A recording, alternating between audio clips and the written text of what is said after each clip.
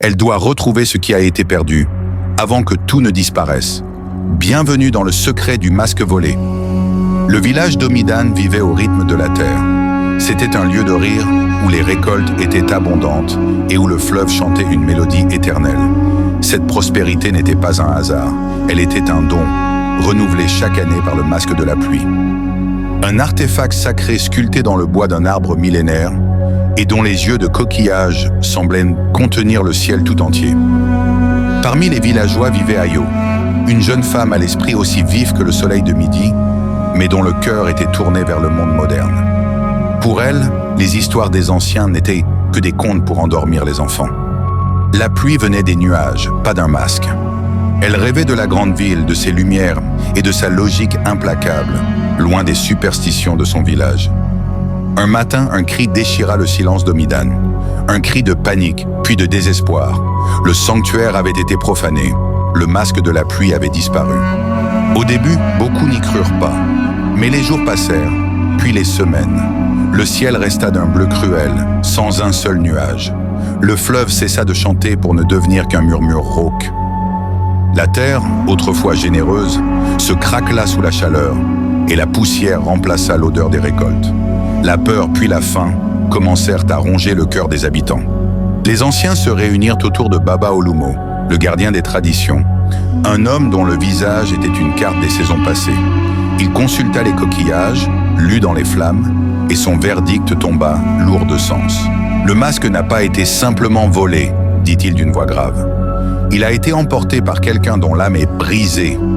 Pour le retrouver, il ne faut pas un guerrier, mais un esprit partagé, un cœur qui bat au rythme de deux mondes, celui de nos ancêtres et celui qui vient. » Tous les regards se tournèrent vers une seule personne. Ayo, elle refusa d'abord, criant à la folie. Comment pouvait-elle, elle la sceptique, être choisie pour une quête aussi absurde? Mais en voyant le visage de sa mère, amaigri par l'inquiétude, et les yeux des enfants, vides de leur joie habituelle, son cœur se serra. Avec une réticence mêlée à une étrange étincelle de défi, elle accepta. Baba Olumo lui donna une seule amulette et un conseil. Ne cherche pas le masque, cherche la blessure qui l'a emporté. La quête d'Ayo commença. Elle quitta le village et s'enfonça dans les terres arides. Le premier signe fut une empreinte de chaussure moderne près du sanctuaire profané, une chaussure qui n'appartenait à personne au village. Le voleur était un étranger, ou du moins quelqu'un qui avait connu le monde extérieur. Son voyage fut une épreuve. Elle traversa le lit du fleuve asséché, ses pieds s'enfonçant dans la boue craquelée, là où l'eau coulait autrefois. Elle escalada des canyons où le vent brûlant semblait murmurer des histoires de désespoir. Chaque jour, la soif et la faim la mettaient à l'épreuve, mais chaque soir, sous le ciel étoilé, elle se sentait étrangement connectée à cette terre qui souffrait. Pour la première fois, elle ne voyait pas la superstition, mais la douleur d'un monde déséquilibré. Elle finit par trouver un campement abandonné. Au milieu des cendres d'un feu, elle découvrit un objet, un petit jouet en bois, identique à ceux que fabriquaient les artisans d'Omidan des années auparavant. Elle le reconnut. Il appartenait à un jeune garçon nommé Kael, exilé avec sa famille des années plus tôt suite à une terrible dispute. Kael, qui avait juré de se venger de l'injustice qui avait frappé son père.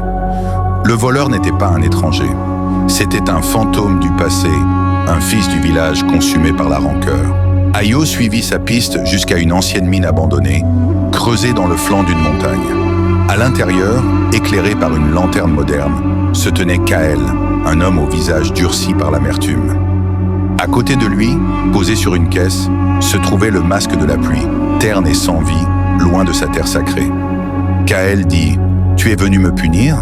Ayo répondit, sa propre voix étonnamment calme « Non, je suis venu comprendre. » La confrontation ne fut pas un combat d'armes, mais de mots et d'âme. Kael expliqua sa haine, son désir de voir le village souffrir comme sa famille avait souffert. Il comptait vendre le masque à des collectionneurs étrangers, effaçant à jamais l'âme d'Omidan. Ayo ne le supplia pas. Elle ne l'accusa pas. Elle lui parla de ce qu'elle avait vu. La terre mourante, les enfants affamés, la tristesse dans les yeux de sa propre mère.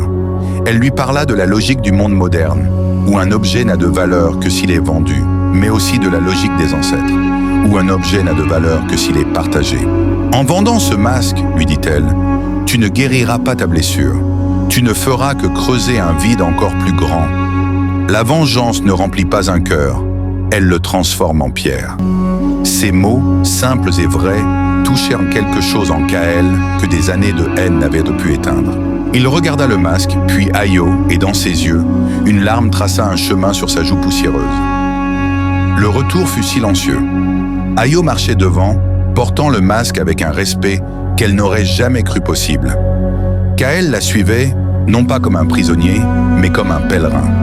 Quand ils arrivèrent à Omidan, le village n'était plus que l'ombre de lui-même. Mais à la vue du masque, une étincelle d'espoir renaquit. Contre toute attente, ce ne fut pas Baba Olumo qui mena le rituel. Ce fut Ayo. Elle se tint au centre du village, le masque entre ses mains. Elle ne récita pas les anciennes prières par cœur. Elle parla avec son âme. Elle parla de la colère et du pardon, de la tradition et du futur, de la nécessité de se souvenir sans être prisonnier du passé. Elle unit les deux mondes qui vivaient en elle. Alors qu'elle levait le masque vers le ciel, une goutte tomba sur son front, puis une autre. Bientôt, une pluie douce et salvatrice se mit à tomber sur la terre assoiffée d'Omidan. Le village était sauvé, Kael fut pardonné et réintégré. Et Ayo, la jeune femme qui ne croyait qu'en la logique, devint la gardienne d'une sagesse nouvelle, un pont vivant entre le monde des ancêtres et celui qui était à venir.